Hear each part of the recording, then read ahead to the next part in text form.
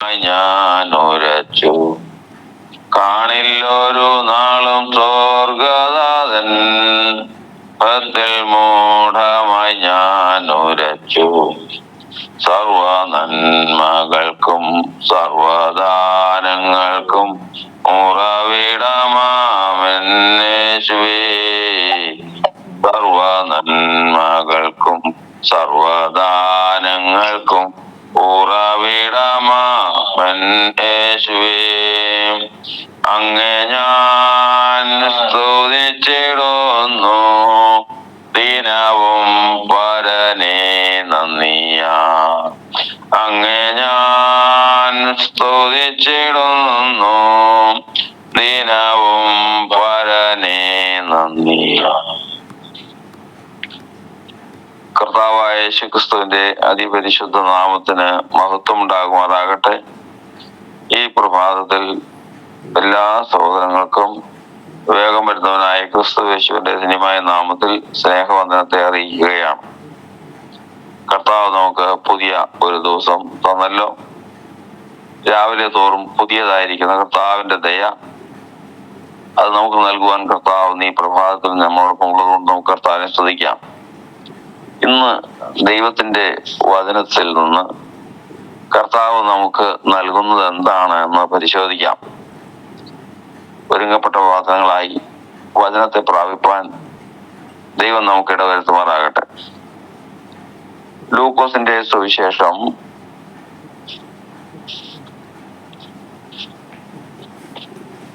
1-ാം അധ്യായത്തിന്റെ 51-ാം വാക്യത്തിൽ ദൈവം തന്റെ ഭുജം കൊണ്ട് ബലം പ്രവർത്തിച്ചു. തന്റെ ഭുജം കൊണ്ട് അവൻ ബലം പ്രവർത്തിച്ചു. ഹൃദയ വിചാരത്തിൽ അഹങ്കരിക്കുന്നവരെ ചിതറിച്ചിരിക്കുന്നു. മറ്റൊരു വാക്യവും കൂടി വായിക്കാം. പുറപ്പാട് പുസ്തകം 3-ാം അധ്യായത്തിന്റെ 11-ാം വാക്യം. മോശ ദൈവത്തോട് ഫറവോന്റെ അടുക്കൽ പോകുവാനും ഇസ്രായേൽ മക്കളെ മിസ്രൈമിൽ നിന്ന് പുറപ്പെടുവിപ്പാനും ഞാൻ എന്തുമാത്രമുള്ളൂ എന്ന് പറഞ്ഞു. നമ്മൾ ദൈവത്തിന്റെ വചനം ശ്രദ്ധയോടെ പരിശോധിക്കുമ്പോൾ നമുക്കത് ജീവനായി പരിണമിക്കാൻ, നമ്മുടെ ഹൃദയത്തിൽ എപ്പോഴും സ്ഥിരമായിരിക്കാൻ ദൈവത്തിന്റെ ആത്മാവിന്റെ സഹായം കൂടാതെ സാധിക്കുകയില്ല. ഇവിടെ നമ്മൾ കേട്ടത് ഒരു മനുഷ്യ ജീവിതം ദൈവത്തിന് പ്രയോജനമുള്ളതായി തീരുക എന്നുള്ളതാണ് അവന്റെ ജീവിതം ധന്യമായി തീരാനുള്ള വഴി. ദൈവത്തിന് പ്രയോജനമുള്ള ഒരു മനുഷ്യനായി തീരുക. എന്നാൽ അതിന് സാധിക്കാതെ വരുന്ന കാര്യങ്ങൾ 3 ഘട്ടത്തിൽ: ബാല്യത്തിൽ അവനോട് ചേർന്നിരിക്കുന്ന ഭോഷത്വം, യൗവനത്തിൽ അവന്റെ ഹൃദയത്തിലുള്ള അഹങ്കാരം, വാർദ്ധക്യത്തിൽ ജീവിച്ച് തീരാത്ത മോഹങ്ങൾ. ഈ 3 കാര്യങ്ങളാണ് ഒരു മനുഷ്യ ജീവിതത്തിലെ പരാജയം എന്ന് പറയുന്നത്.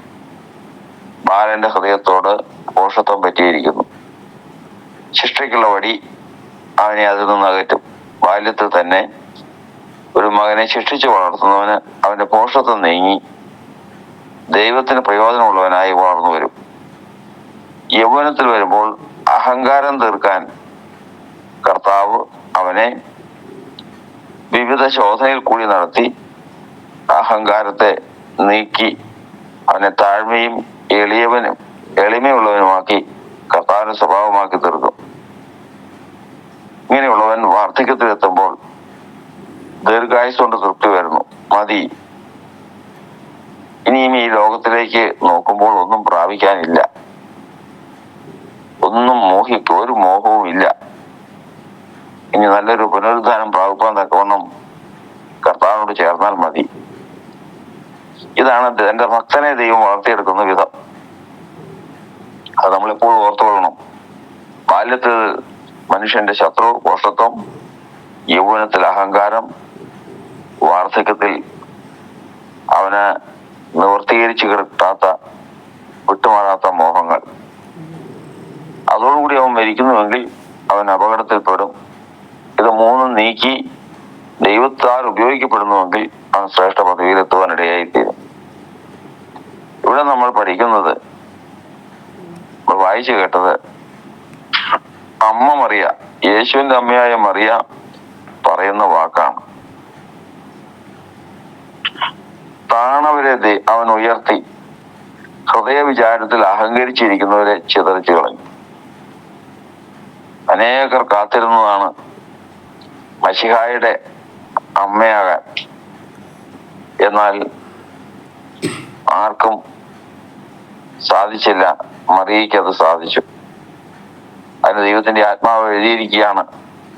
അത് സാധിച്ചതിന്റെ കാരണം അവളുടെ ഹൃദയ വിചാരത്തിൽ അഹങ്കാരം ഉണ്ടായിരുന്നില്ല എന്നുള്ളത് തന്നെയാണ്. വീണ്ടും നമ്മൾ വായിച്ചു കേട്ടത് മോശയെ സംബന്ധിച്ചാണ്.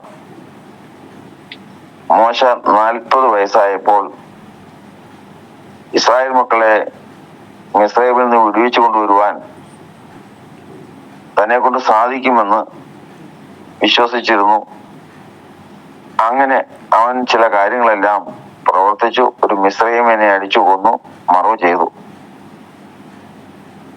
എന്നാൽ കാര്യം പ്രസിദ്ധമായി. ഫറവോൻ കൊല്ലാൻ അന്വേഷിച്ചപ്പോൾ അവൻ ആ ദേശമെല്ലാം വിട്ട് മരുഭൂമിയിലേക്ക് ഓടിപ്പോയി 40 വർഷം അവിടെ ആടുകളെ മേയിച്ചു. അത് ദൈവത്തിന്റെ പ്രവൃത്തിയായിരുന്നു. 40 വർഷം കഴിഞ്ഞപ്പോൾ ദൈവത്തിന്റെ സന്ദർശനം വന്നു.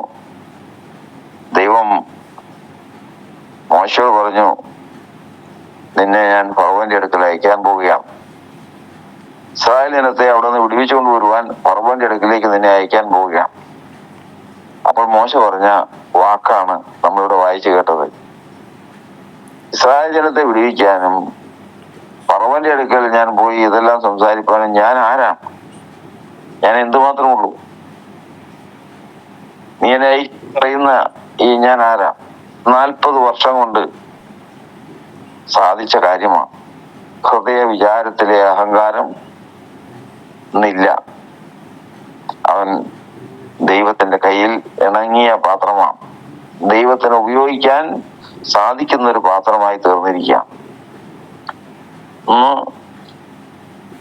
യൗവനക്കാരിൽ സകല മനുഷ്യരിലും, ഈ ലോകത്തിൽ മുഴുവനും ദൈവത്തിന് വിരോധികളായി ജീവിക്കുന്നതിന്റെയും ദൈവത്തിന് ഉപയോഗിക്കാൻ സാധിക്കാത്ത നിലയിൽ വിശ്വാസികൾ തന്നെ ആയിരിക്കുന്നതിന്റെയും കാരണം ഇതൊന്നു മാത്രമാണ്: ഹൃദയ വിചാരത്തിലെ അഹങ്കാരം. തങ്ങളെ കൊണ്ട് പലതും സാധിക്കും എന്നുള്ള ഹൃദയ വിചാരത്തിലെ അഹങ്കാരം.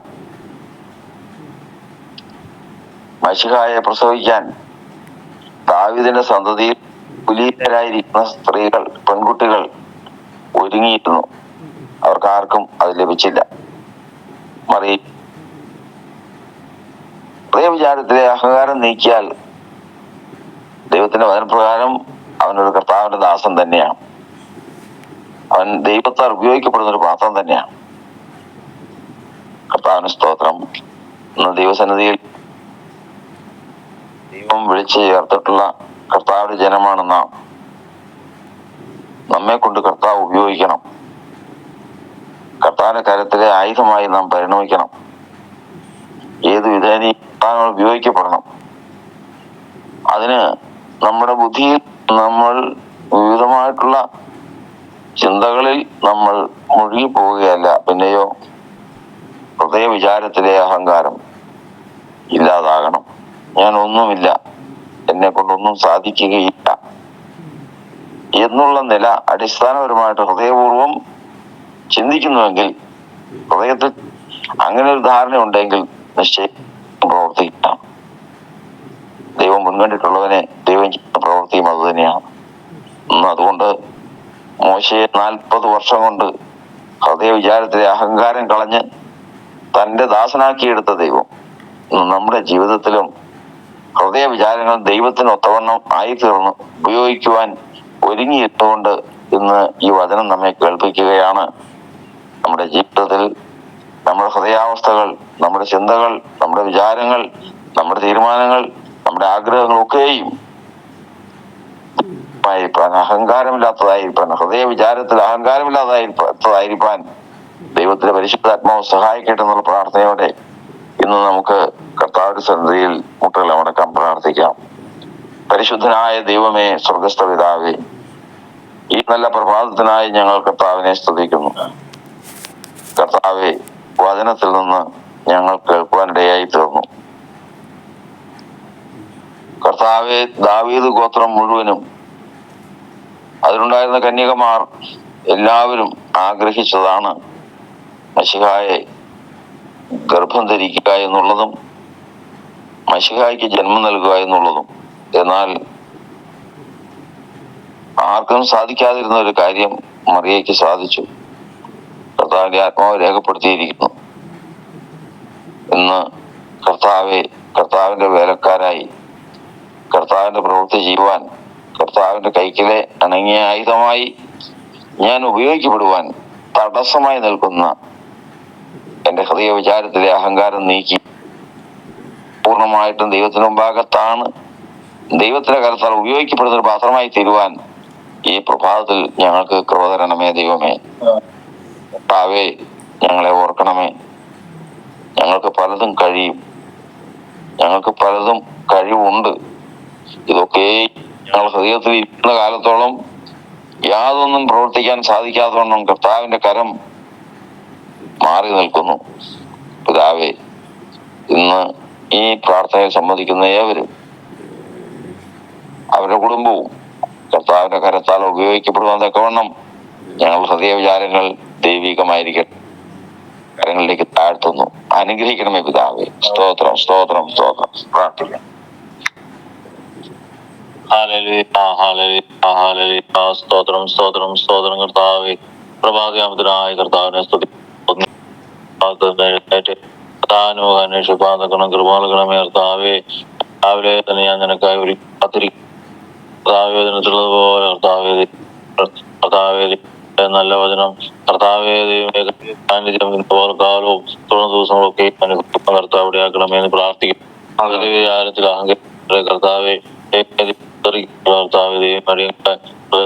സകലപോഷത്വവും കർത്താവെ എല്ലാ അഹങ്കാരവും നീക്കുന്ന കർത്താവെ, കർത്താവിന്റെ താഴ്മയോടെ നടപ്പാനായിട്ട് ചോദിക്കാനായ കർത്താവ് ദൈവത്തിന് പ്രസാദമായതാണല്ലോ. കർത്താവിന് താഴ്മയോടെ ജീവിക്കുന്ന കൃപാലകളല്ല യൗവനമോഹങ്ങളിൽ കർത്താവിന്റെ പ്രത്യാശയോടെ തന്നെ യെരൂശലേമിന്റെ നന്മയെ കാണുമെന്നുള്ള ആഗ്രഹത്തോടെ തന്നെ കർത്താവ് ഈ ലോകത്ത് ഓരോ ദിവസവും കഴിച്ചുകൂട്ടുവാൻ നോക്കണം. കർത്താവ് കൃപകൾക്ക് പറയണമേ എന്ന് പ്രാർത്ഥിക്കുന്നു. പ്രാർത്ഥനകളും യാചനകളൊക്കെ കേട്ടതിനായി സ്തോത്രം, സ്തോത്രം. ഭാഗ്യം നിറഞ്ഞോർ നിശ്ചയമാണെന്നും താഴ്ച ഭവിക്കുകയില്ലെന്നും. ബലനിന്നിലുള്ളോർ ഭാഗ്യം നിറഞ്ഞോർ നിശ്ചയമാണെന്നും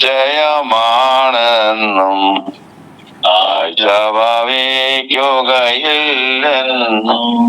ഇവിധമുള്ളോർ മനസ്സുകളിൽ ഇവിധമുള്ളോർ മനസ്സുകളിൽ നിർണയമോണ്ടു നിരന്തരമായി സിയോൻ നഗരിയിൻ പെരുവഴികൾ, സിയോൻ നഗരിയിൻ പെരുവഴികൾ. സെനയിനധിപൻ ദേവനിലതിയായി ആശ്രയമേവനുണ്ടോ?